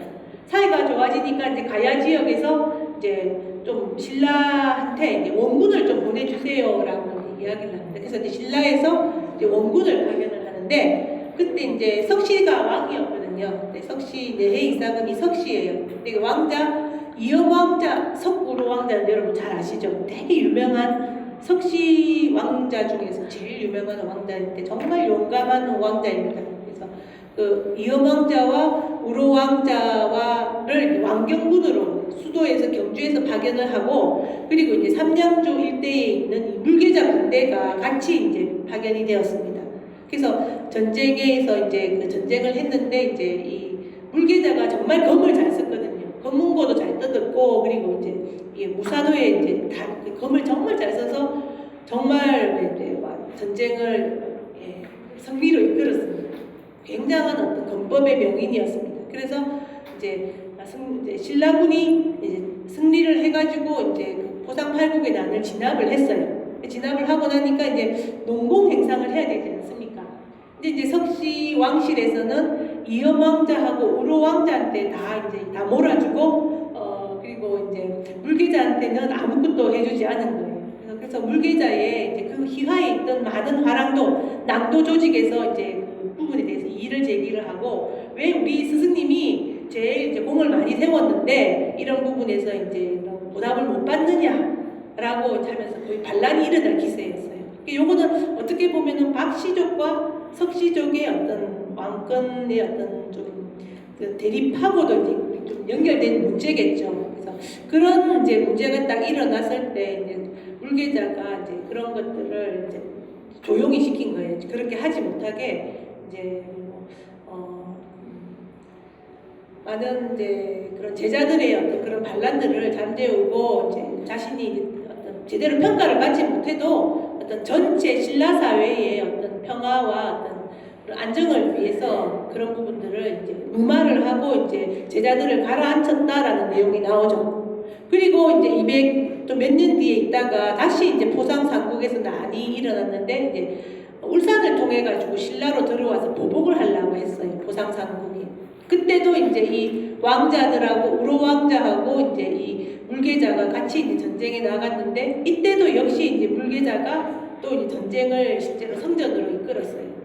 이제 그러니까 또 다시 이제 농공 행상을 해야 되는데 또 그때도 이제 물계자는 아무런 어떤 평가도 받지 못하고 우로 왕자하고 이제 이엄 왕자, 석시 왕자들한테만 이제 이게 공이 다 돌아가게 됐어요. 그래서 이제 또 다시 이제 많은 이제 그 낭도들이 반란을 일으키면서 거의 막 이제 문제를 일으켰습니다. 그래서 이게 이제 진압을 하고 무마를 시키려고 계속 했는데도 이게 이제 정말 어떤 큰 사회적인 문제로, 정치적인 문제로까지 이제 비화할 정도가 되었습니다. 이제 그러니까 이제 본인이 이제 산으로 검은고를 메고 산으로 이제 몸을 숨김으로 인해 가지고 그 사태를 이제 무마를 시켰다라는 어떤 그런 내용이 이제 나옵니다. 이것이 이제 삼국 사기와 이제 유사에 등장하는 물계자 결전에 등장하는 내용인데요. 그래서 이제 이렇게 해서 농공 행상 시시비비를 따지기보다는 어떤 스스로의 어떤 공은 공이지만 어떤 전체의 조화나 어떤 그런 평화를 위해서 스스로 이제 몸을 숨기는 어떤 그런 부분들이 삼국 사기나 유사에 열전을 남길 정도로 이제 구세에 두고두고 이제 회자가 된 거죠. 그리고 이제 그렇게 해서 스스로 이제 몸을 보존하고 그리고 또 많은 자기 낭도들 있지 않습니까? 낭도들도 그게 잘못돼서 이제 비하가 되면은 다 죽거나 뭐 그렇게 되지 않겠습니까? 이제 그런 것도 조용하게 이제 잘 해결이 되었고 이제 결국은 이제 물계자가 원하는 대로 됐어요. 내해왕이 죽고 난 다음에 이제 석시 왕실이 이제 그렇게 이제 어떤 강경 정책을 펼쳤는데 이제 이엄 왕자는 죽고요. 이제 우로가 이제 태자가 됐어요. 근데 태자 이 우로가 여기서도 이제 물계자와의 관계에서도 알 수 있다시피 굉장히 강성파라는 것을 알 수 있겠죠. 그래서 그 신라에서 이제 여러 화백 제도에 의해서 이제 왕위에 못 오릅니다. 그리고 석시왕실은 이제 강경파에서 이제 온건파 11대 조문왕으로 이제 몇 대 정도 계속 이제 온건파로 바뀌게 되는 계기가 되었습니다. 그래서 결과적으로 보면 이때에 이제 시끄러워지는 것을 피하고 전체를 잘 안정을 시켰지만 결과적으로는 신라 사회가 이제 강경파가 진압이 되고 이제 온건파로 바뀌게 되면서 물계자가 원했던 어떤 그런 결과는 이제 얻어낸 거죠. 그래서 이런 것들을 보면은 굉장히 이제 조화롭게 처신하는 선가. 보통 이제 검을 쓰고 이제 무사도라고 한다면은 이제 그 이미지가 있지 않습니까? 뭐 직진만 하는 어떤 그런 이미지가 있는데 실제로 이제 초기에 어떤 이런 화랑들은 어떤 선인으로서의 이런 조화나 어떤 이런 언일, 그런 몸을 깨끗이 하는 거 이제 그런 것들을 중요시하는 어떤 선인으로서의 이제 면모를 이렇게 구대에 우리가 알고 있는 화랑, 무사도 어떤 그런 이미지와는 굉장히 많이 다르구나라는 것들을 알 수가 있습니다. 그래서 이런 조화나 홍익의 정신이 화랑도의 어떤 핵심적인 어떤 윤리였구나라는 것을 확인을 할 수 있죠. 그래서 이 물계자는 이제 그만큼 이렇게 덕이 높았고 결국은 어떤 신라 사회를 이제 안정을 시키면서 이제 그 결과를 끌어낸 인물이기 때문에 대표적인 언일지사로서 이제 후대에까지도 조선시대도 보면 조선시대 유학자들이 물계자 평전을 많이 쓰고 그래요. 평가도 많이 하고. 근데 조선시대 사람들이 쓴 평전에 보면은 몸을 깨끗이 했다라는 그런 부분만 평가를 하고 있어요. 근데 몸을 깨끗이 했다는 것도 중요하겠지만 왜 그렇게 했을까? 이제 그렇게 했던 어떤 정신으로서의 어떤 이런 조화나 홍익의 어떤 선도의 어떤 정신, 이런 선가로서의 면모가 좀 다시 이제 그런 부분들이 좀 재평가되는, 말하자면 그래서 조선시대에 있던 유교적 이미지로 평가되는 것과는 조금 다른 평가가 좀 이루어져야 되지 않을까라는 생각을 해봅니다. 이때는 유교의 시대가 아니었기 때문에. 다음 보겠습니다. 요거는 이제 삼국사기나 유사에 남아있는 물계자전이에요.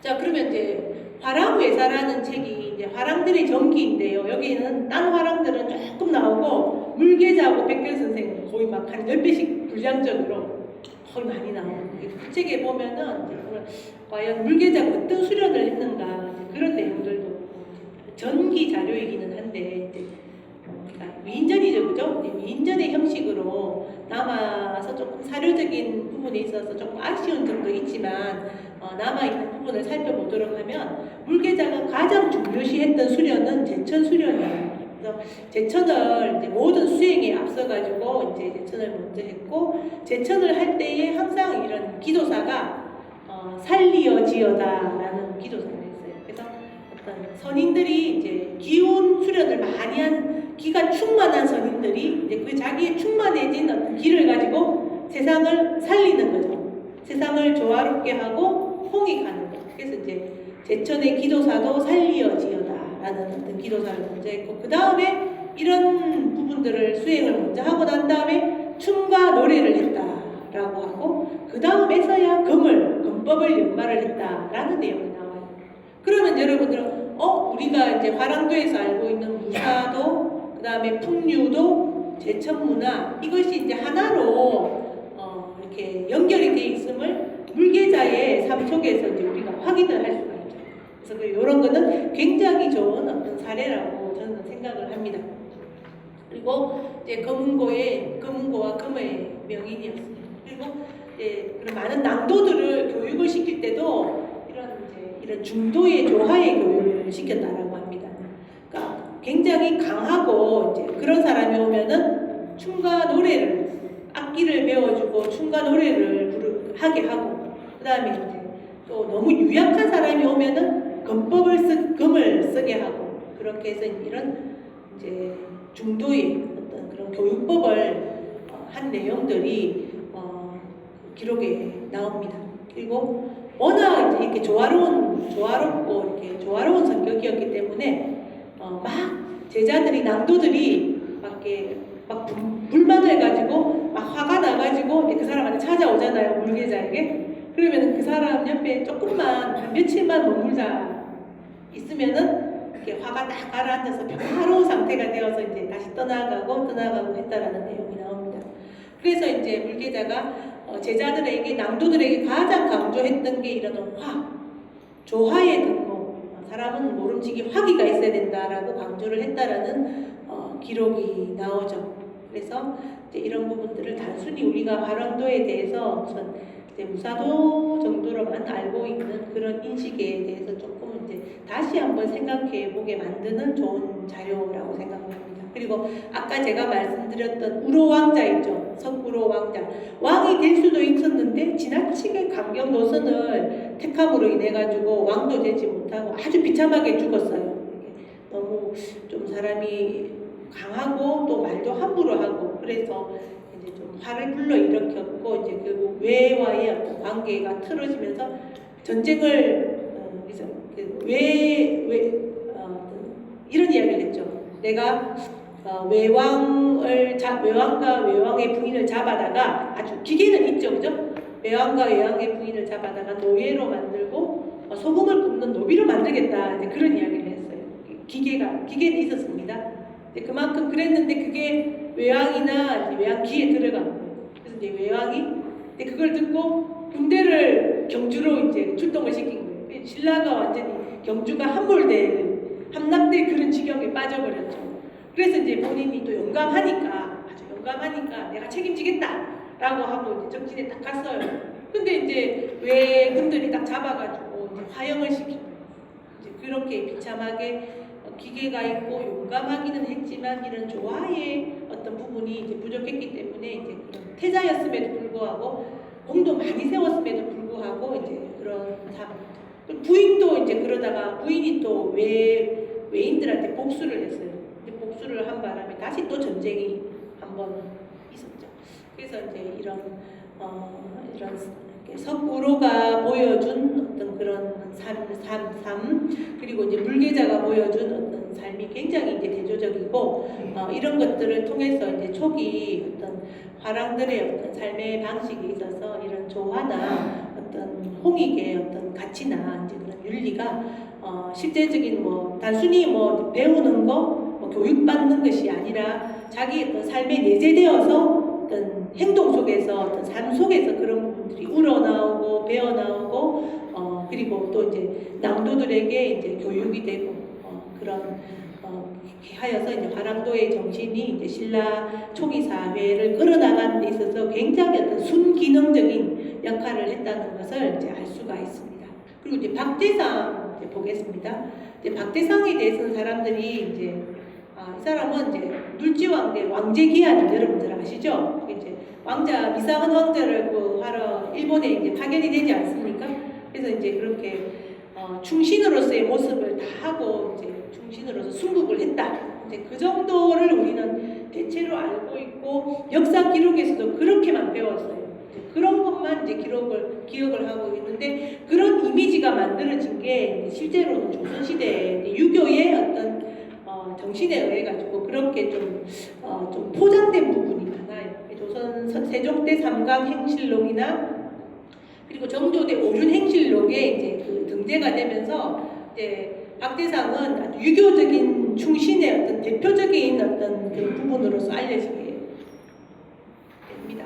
근데 실제로 이제 그거는 이제 좀 과도하게 이제 조선시대적인 시각이고 실제로 이제 신라시대 때 어떤 관련 자료들을 검토를 해보면은 이제 박씨족 파사왕계 물계자의 후예죠, 그죠?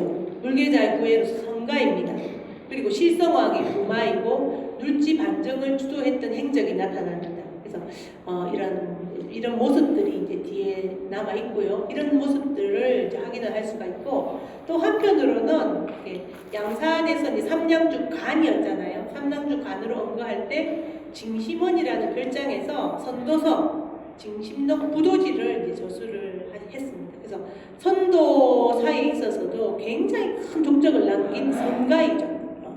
이런 충신이기의 이전에 이제 선가입니다. 그래서 부도지라는 책자가 왜 중요하냐면은 제가 아까 말씀드렸던 화랑도의 핵심 사상인 삼원오행 사상, 마고, 삼신, 창세, 설화의 그 가장 원형적인 모습이 이 부도지에 남아있기 때문이에요. 많은 선도설들도 있지만은 그 가장 핵심적인 내용이 부도지에 담겨 있는데 이제 그것을 박대상이 썼다라는 거죠.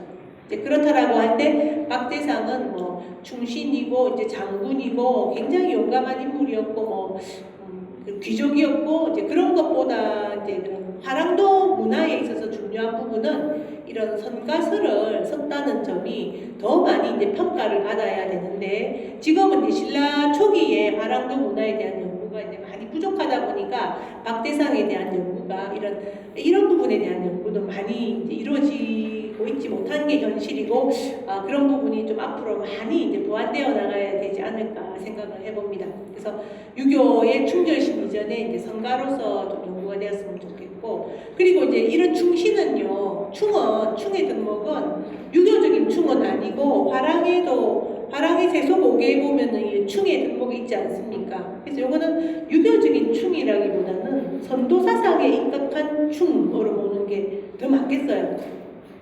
다음 보겠습니다. 예. 그래서 이제 화랑도 세속 5개라는 게 있는데 이제 그것도 그냥 화랑도의 세속 5개 그렇게만 이해하기보다는 화랑도의 기본적인 정신이 뭐예요? 이런 생명 사상이죠.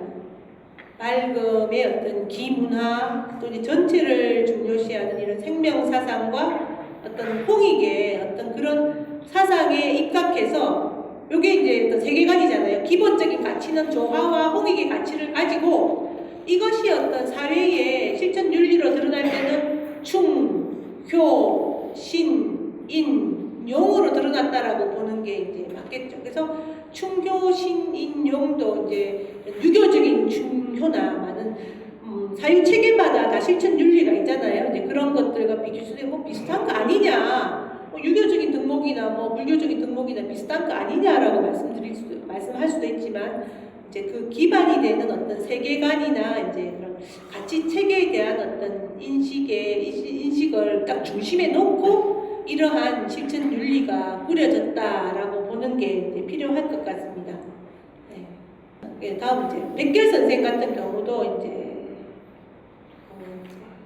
검은고의 명의이고 주로 언거한 것으로 나옵니다. 풍류 조화 정신을 알 수가 있고요.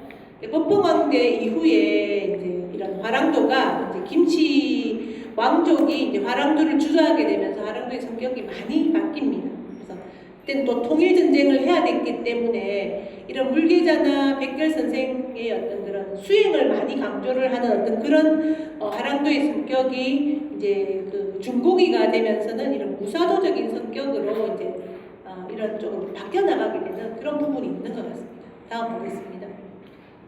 그래서 이제 물계자의 위상을 이런 청학집 같은 성가서들에 보면요, 이렇게 도맥을 쭉 잡고 있습니다. 도맥을 잡고 있고, 그다음에 이제 신라 초기에 이제 박혁거세의 신하였던 탈의 신하이기도 했던 박공이라는 인물이고요. 그다음에 참시선인 물계자. 그리고 이제 물계자에서 도선 원효 같은 인물은 보통 우리 성녀로 알고 있잖아요. 그죠? 불성으로 알고 있는데 이런 분들도 실제로는 이런 선도 사상에 기반을 하여서 이제 불교를 한 거죠. 선불 어떤 융합적인 방식을 취했던 성녀들이라는 것을 알 수가 있겠죠. 그래서 원효 같은 경우도 이제 화랑도 출신이었다라는 말씀 여러분들 많이 들어보셨죠. 그래서 이런 신라 시대 때의 어떤 신라 초기 선도에 있어서 가장 핵심적인 중심 인물은 물계자다라는 것을 알 수가 있고, 그런 물계자의 계보가 나중에 이제 불교의 어떤 좀 유명한 이런 성녀들에게도 이제 계승이 되어졌고 라는 부분들을 알 수가 있습니다. 이제 중고기의 화랑도를 살펴보도록 하겠습니다. 이때는 이제 박씨 왕족이 아니라 박씨 석씨족이 아니라 이제 김치 왕족 좀 성향이 달랐겠죠, 그죠? 그리고 이때는 또 이제 전쟁을 많이 해야 되는 시기였기 때문에 화랑도의 성격이 이제 변해가게 되는 측면이 있습니다. 그래서 진흥왕대 기록을 보면은 업흥왕 진흥왕 때 이르러서 이제 화랑도 제도가 처음 만들어진 것처럼 이제 그렇게 처음 만들어졌다는 이야기는 안 나오죠. 그러니까 사람들은 그냥 이 기록만 보고 이때 처음 만들어졌을 것이다라고 생각을 하기도 하지만 아까 제가 보여드렸던 많은 자료라든지 또 이제 고조선 홍산문화 고조선 때부터 이런 선도문화가 쭉 제천문화 선도문화가 쭉 이어져 왔음을 생각을 해보면은 그 이전까지 아무것도 없다가 갑자기 진흥왕 때 화랑도가 뚝딱 생긴 거는 아니라는 거죠. 그래서 이런 부분들을 지금과는 달리 좀 앞시기, 그죠? 홍산문화, 배달국 그리고 고조선, 부여, 그리고 이제 신라 전기 초기 이제 그런 시기와의 어떤 연결선상에서 이제 김씨 왕족 때에 이제 좀 재편성된 화랑도 정도로 이제 그런 부분들을 좀 바꿔보는 어떤 시각의 전환이 필요하겠습니다. 그러면서 보통 우리가 알고 있는 화랑도는 이제 이런 기록들을 통해서 우리가 이제 화랑도를 이해를 하죠. 물론 이런 기록들이 신라 화랑도의 어떤 가장 핵심적인 모습들을 보여주기도 합니다. 많은 부분 신라 화랑도의 어떤 모습을 보여주기도 하지만 아까 제가 보여드렸던 또는 배달국 시대 때나 아니면은 당군조선에서의 어떤 제천 문화라든지 이제 그런 부분들을 쭉 연결선상에서 바라볼 때 이러한 기록만으로 이해되지 않는 부분들이 분명히 있다는 거죠. 그래서 화랑도에 대해서는 이런 삼국사기 유사에 나오는 이런 기록들도 이제 보지만 그 이전의 기록들이나 유물 유적들이나 이제 그런 것과의 큰 연결선상에서 이런 부분들을 이해를 해야 되지 않을까라는 생각입니다. 그래서 이제 이 내용은 여러분 잘 아시죠? 화랑 국선제도에 대해서 넘어가겠습니다. 다음 또 이제 이런 내용들. 이거는 이제 김씨 왕족 때의 어떤 체록된 기록에 남은 화랑도의 면모들입니다. 그리고 이제 대표적인 인물로는 뭐 우리가 잘 아는 뭐 관창, 사다함 그런 분들 있잖아요. 화랑회사에도 그런 인물들에 대한 기록이 많이 나오거든요. 대표적인 화랑은 아무래도 김유신 장군이겠죠. 통일 전쟁을 이끌었던. 근데 이제 김유신 장군 같은 경우에는 이런 초기에 이제 백결 선생이나 이제 물계자가 보여주었던 어떤 그런 면모보다는 그야말로 이제 무사도적인 모습으로 많이 비추어집니다. 시대가 워낙 뭐 이제 그런 시대였기 때문에 어쩔 수 없이 화랑도도 이제 무사도의 어떤 방식으로 이제 시대에 맞게끔 이제 옷을 다시 이제 바꿔 입은 그런 형태로 또 볼 수가 있겠지만 분명한 것은 이런 무사도의 측면이 화랑도의 본 면모 이것만이 화랑도의 모습은 아니라는 거 이제 그런 말씀을 제가 쭉 드렸던 것 같습니다. 그래서 기록에 보면은 이제 김유신 장군이 이제 수련하는 내용이 있잖아요. 팔공산하고 또 지금 경주 단석산 같은 데서 이제 수행을 하고 이제 검을 내려받고 그리고 이제 수련을 해서 이제 통일을 이제 이루었다. 그런 내용들이 이제 나오고 그래서 이런 부분들 때문에 이제 사람들이 화랑도에 대한 좀 오해, 또 단면적인 어떤 그런 시각을 갖게 되는 것 같습니다. 이것도 맞지만 또 다른 측면도 이제 보면 필요가 있겠죠. 다음 보겠습니다. 자, 이렇게 이제 화랑도가 이제 초기 화랑도, 중기 화랑도 제가 살펴봤고요. 그러면 이제 후기 화랑도는 어떻게 변화해 갔을까라는 부분을 아무래도 인물 중심으로 살펴보는 게 이제 필요하기 때문에 이제 여러분 잘 아시는 이제 최치원 선생의 어떤 관련 기록들을 통해서 그 당시에 화랑도가 어떻게 변해가고 있었는가라는 부분을 살펴보도록 하겠습니다. 다음 보겠습니다. 네. 최치원 선생의 이제 생애입니다. 이때는 이제 그 신라가 이제 당나라의 힘을 빌어서 통일을 했고, 다음 중국 중심의 어떤 국제 질서, 이제 세계 질서죠. 그 속에 이제 편입이 되어 들어갔거든요. 이제는 이제 신라가 어떤 고유 문화로서만 살아남을 수 없는 시대였어요.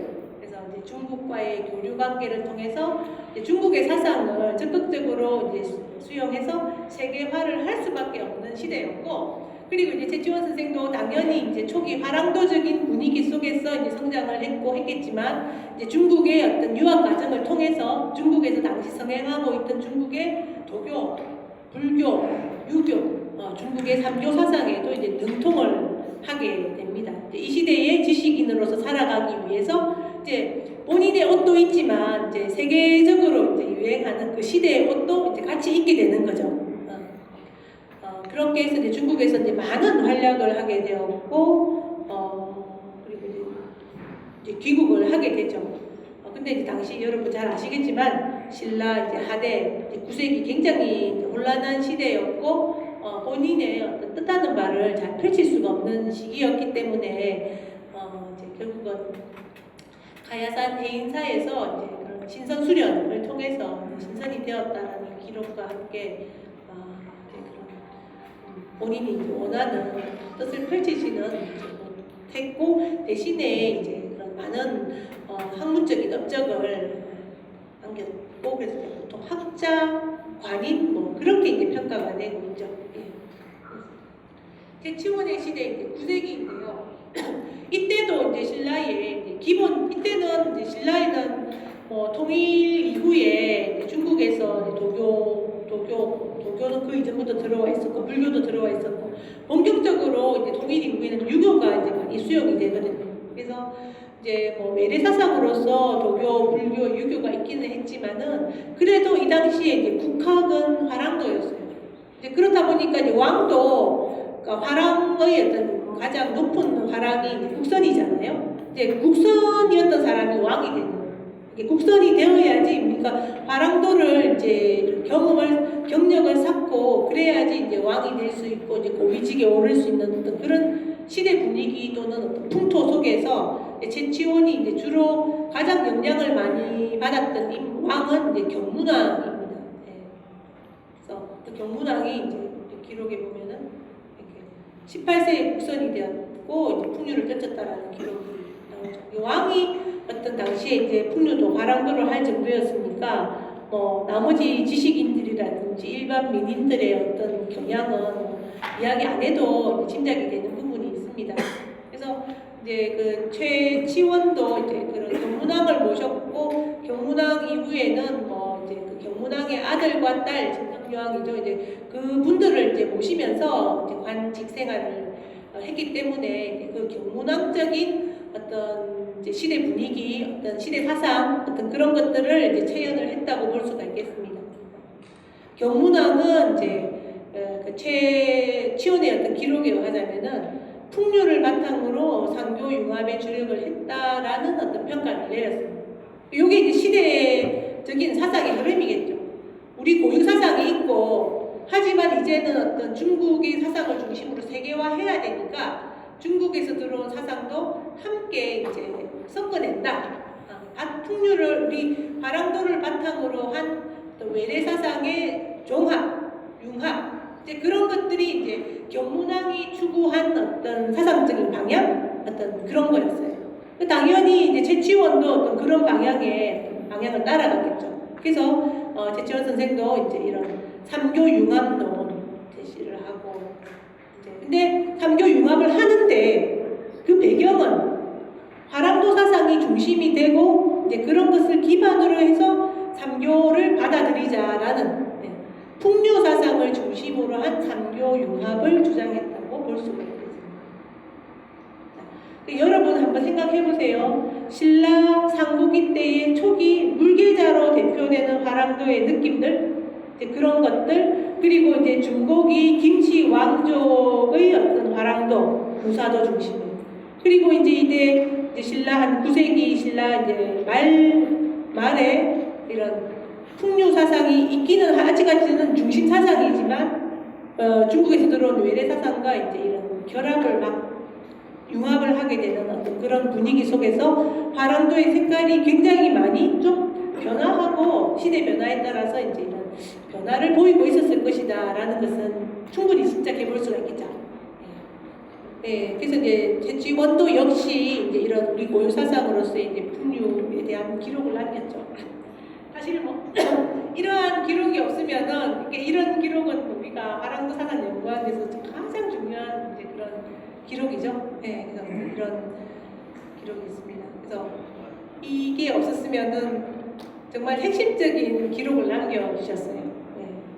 근데 중요한 것은 이제 선도 풍류도가 먼저 있고 그 위에 이제 삼교가 들어왔고 풍류도의 내용은 그 천부경 사상이잖아요. 천부경의 생명 사상과 홍익 사상은 유교적인 가치, 도교적인 가치, 불교적인 가치를 다 포함하는 정도의 큰 사상이었다라는 이야기로 이제 이 부분은 해석이 되어질 수가 있죠. 천부경을 중심으로 한 선도 사상이 중국의 어떤 사유 체계와 기준 없이 그냥 뒤섞이는 것이 아니라 여러분, 네. 그냥 융합이라고 그러면 막 뒤섞이는 것도 있잖아요. 근데 그게 아니라 천부경적인 어떤 그런 세계관을 기반으로 하는 어떤 화랑도의 어떤 세계관을 기반으로 하여서 불교나 도교나 유교적인 어떤 가치가 이제 하나의 기준을 가지고 섞였던 시대. 왜냐하면 풍류도가 그 중심을 아직은 가지고 있던 시대였기 때문에 이제 그 시대가 신라의 어떤 하곡이지 않을까 저는 생각을 해봅니다. 물론 이제 고려 시대가 되면서 이때는 고려 시대가 되면 화랑도가 이제 그게 국가의 어떤 국학은 아니었잖아요. 그러면서 이제 화랑도의 성격도 굉장히 많이 변질되고 쇠락하고 어떤 그런 모습을 보이지만은 신라 이 하대까지는 어떤 그 중심 사상으로서의 어떤 중심을 가지면서 외래 사상들을 아우르는 어떤 그런 형태였을 것이다. 저는 생각을 합니다. 이제 제치원 이제 진영에도 이제 보면은 이렇게 여기 보면요 여기 유학자잖아요. 유학도 했겠죠, 그죠? 도당 유학생이고 빈곤과에 뭐 합격도 하고 뭐 중국에서도 문명을 날렸으니까 일단은 이제 모습은 유학자이지만 그분의 어떤 속에는 풍류 본인의 어떤 입지점이자 출발점이었던 이제 성가로서의 면모가 자리하고 있죠. 그래서 요거를 싹 지워보면은 요 밑에 이제 이렇게 선가로서의 어떤 면모가 이렇게 보여져 있고 여기도 가보면은 유학자가 아니라 이렇게 선가적인 이미지를 가지고 있어요. 그래서 제치원은 물론 이제 불교에도 박식했고 유학자적인 모습으로 겉으로는 이제 그렇게 보였지만은 이제 그분의 어떤 의식 세계는 굉장히 중층적이었다. 그리고 의식의 가장 밑바닥에는 어떤 이런 풍요 사상이 자리하고 있었다라는 거. 그런 것들을 좀 더 이제 좀 중층적으로 그런 부분들 복합적으로 이제 평가하고 이해를 할 필요가 있겠고 필요가 있겠습니다. 다음 보겠습니다. 그래서 이제 그 기록들 선도 사승들의 이제 기록을 보면은 제치원을 이제 유학자로 안 그리죠. 물론 삼국사기 같은데 보면은 당연히 이제 유학자적인 모습으로 그리는데 성가서들에 보면은 이제 성가로 그리고 있어요. 그래서 보면은 이제 이게 도맥을 이제 책 두 종류가 있는데요. 보면은 이걸 중국에서 유학을 했기 때문에 이걸 중국의 도맥으로 연결시키는 책도 있어요.